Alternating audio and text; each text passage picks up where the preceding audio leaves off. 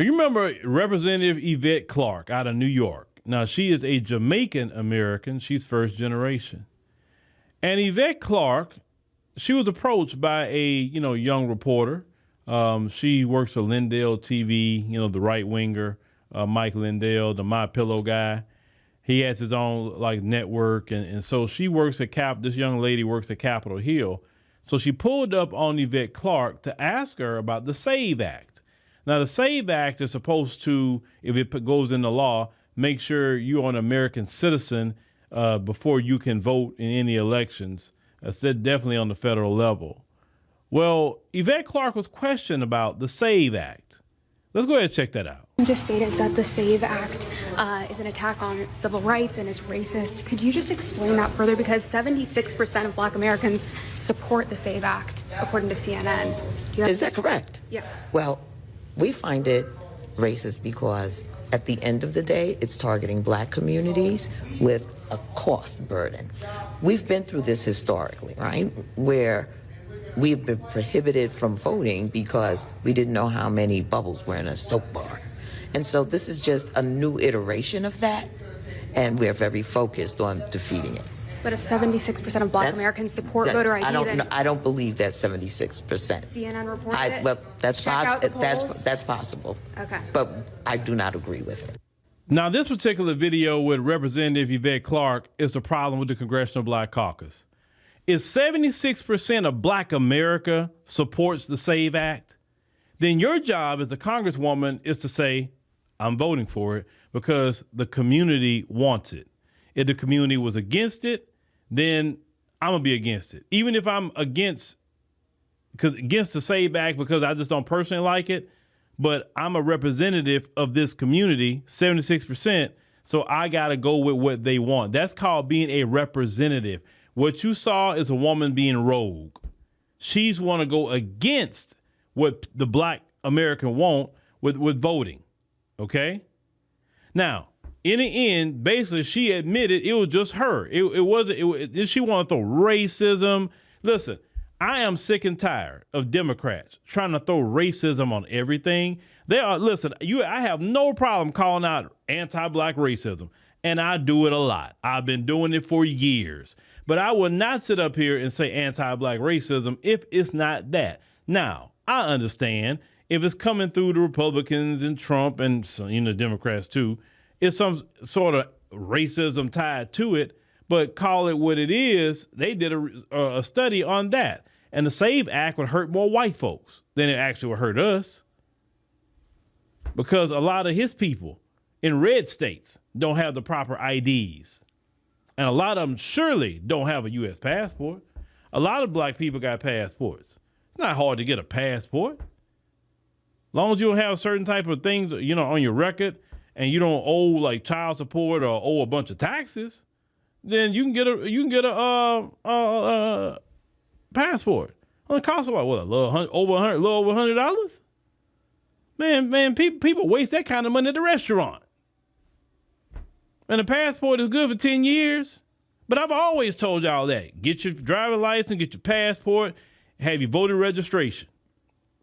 Always, I preach those three to everybody that has followed anything I've ever said.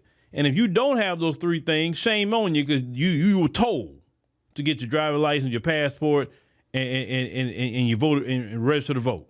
I told all of you that. Driver's license, because you need ID, no matter where you go. And you got to drive. Passport, so you can travel the world. Even if you go take a cruise, sometimes you need a passport, right? Some of y'all like taking cruises. Voter registration, so when it's time for us to go vote, whether it's strategically vote for one particular party or the other, whether it's a punishment vote to make someone like Yvette Clarke get primaried, so we all show up in a primary to get her out. That's like a protest vote or a vote of punishment. Or it may be a time we have to choose a couch. But at least we want to be registered to vote. That way, no matter what way we go, we can participate in the process.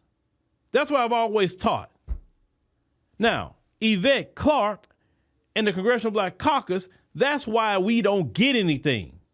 You see, we can sit there and talk about, how bad the Democrats are and they don't do this for us. And the Republicans, we already know what's going on with them for the most part as a collective. Our biggest problem, and I told y'all our biggest problem, was the Congressional Black Caucus. They have been one of the biggest stumbling blocks for Black America. After them, the Black preacher. I told y'all that Black politician and that Black preacher has caused us the most stumbling blocks. If we would get serious about that Congressional Black Caucus and that Black preacher and clean that up, then we'll get somewhere as Black America. We'll get somewhere at that point. We'll get the legislation that we need. We can't get reparations with that group. No, we can't. They're too sold out to the Democrat Party. They're a Democrat first. They're not Black first. We need Black first politicians, not Democrat first. And they're all about other things, and we're not talking about immigration and all these different things that has nothing to do with us. There are Black immigrants that got their paperwork and they fine. They not even worried about ICE. They're good. So every immigrant in this country don't have that problem.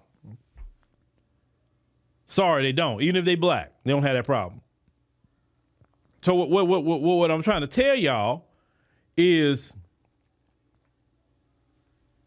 I know in her district, she's pretty safe because from what I've looked into her district is full of immigrants. So good luck with getting her out. But, we're going to have to start doing some national campaigns against people like Yvette Clarke. When you say something like that, all of Black America got to get in line and say, hey, that woman needs to go. What do we need to do to put pressure on her to resign or what? You don't sit up here and go against the community. And it's not about the SAVE Act and it's some just big things going to help Black people. That's not the issue for me. The issue is the principle of the whole thing. She's telling them, hey, the network you support, CNN, ran a poll and it says 76% of Black Americans support ID to prove you're a U.S. citizen at the poll. Well, what do you say? And she went against the community. That's why we don't have anything. If we had a united Congressional Black Caucus on what we're pushing in the grassroots, that it would make so many headlines. Even if the bill don't pass, if they stood on business like we stand on business and calling folks out and all that other thing, trust me, the world would pay attention and say, man, hold on, the Congressional Black Caucus is really going at this issue. Hey, they calling this out, they calling that out. Oh, shoot. They will pay attention to them. But they stay so quiet. Things happen to Black people, the Congressional Black Caucus, like where they at? They are so quiet. They are so sold out to the Democrat Party. They say they work, they are no different, I told y'all, than Stephen on the plantation. Stephen never stood up for the slaves. He just barked orders to them. And trying to be the best slave he can be for massa. And that's what they are in the Congressional Black Caucus, as a collective. I'm not saying every person's on that, but as a collective, you are. I'm not lying on you because I've been doing this too long. I've been watching y'all too long. I've been watching the moves y'all been doing for too long. You only talk about reparations when you feel it's safe to do so, or talk about HR 40 or whatever the case may be. Y'all have never been on point about reparations at all. That's my biggest issue with the Congressional Black Caucus. Y'all have never supported reparations. Then they'll try to say, well, Sheila Jackson Lee, she'll push an HR 40. I don't want to hear nothing about no HR 40. I want to hear about legislation like, with the CARES Act, when they gave all that money out during the pandemic. It didn't need no study. They didn't need any of that.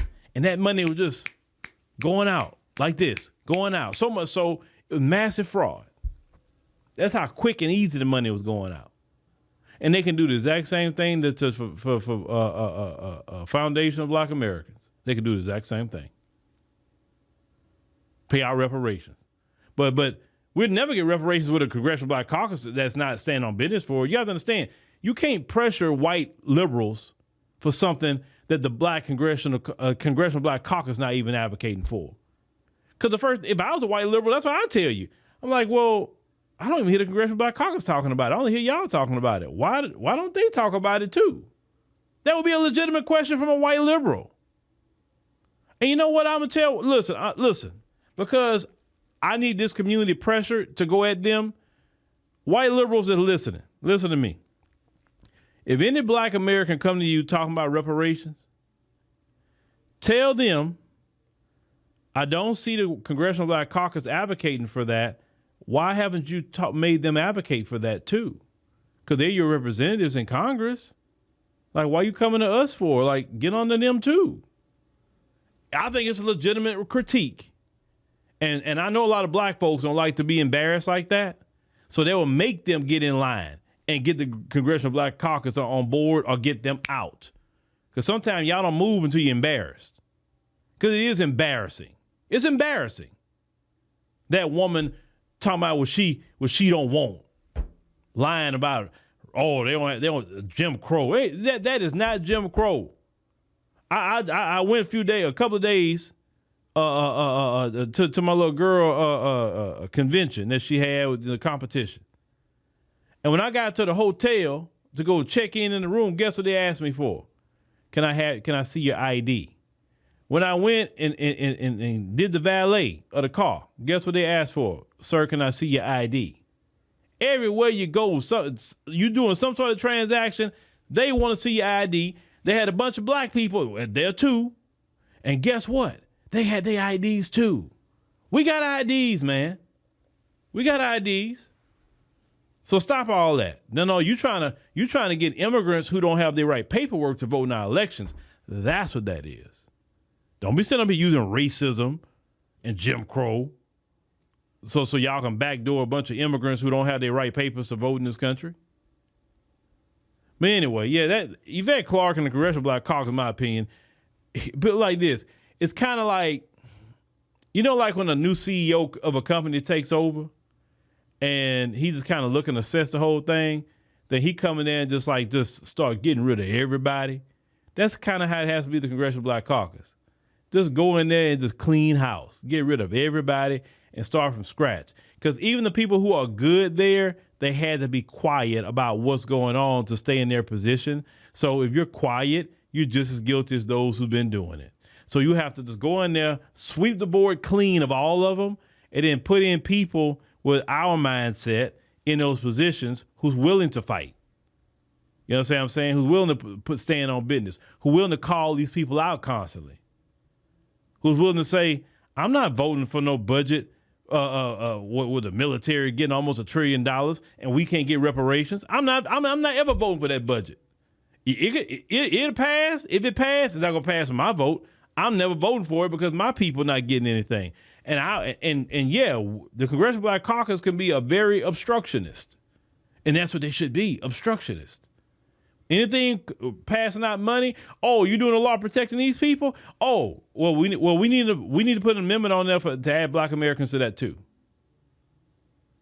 And I don't agree with it, but black Americans not be a part of this. Okay, you doing this stuff for the SBA? How much percent of that black Americans gonna get? Well, it's for everybody. I understand that. Out of everybody, how much of that black Americans are going to get? Because according to research, we get the lowest amount of contracts or loans. So what are we going to do to make sure everybody's equal in that? See, that's what the Congressional Black Caucus is supposed to do. Advocate for black people. That's what they're supposed to do. You just don't call yourselves a Congressional